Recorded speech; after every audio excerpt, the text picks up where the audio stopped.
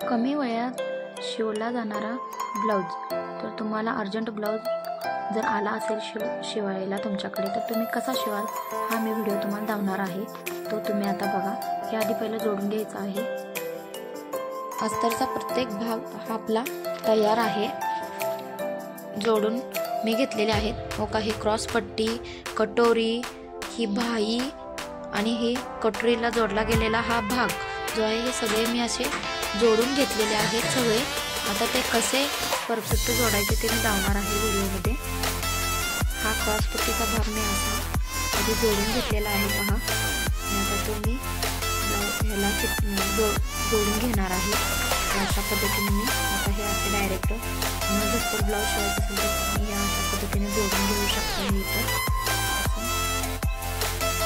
आता हे असं जोडून घेणार आहे मी।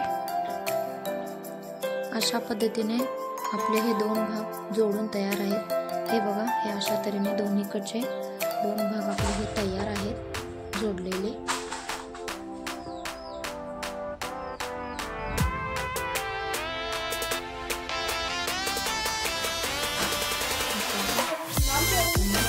झटपट आपलं ब्लाऊज तयार शिवून तयार होते। आता आपण जोडणार आहोत पाठीमागील भाग।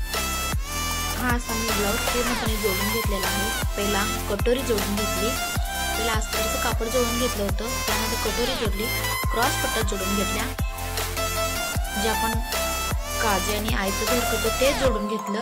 त्यानंतर मागील भाग मी पूर्ण तयार केलेला आहे। हा बघा, हा पाठीमागील भाग मी असा पूर्ण तयार करून घेतला आहे। चौकोन गळा काढला आहे मी या ब्लाऊजचा।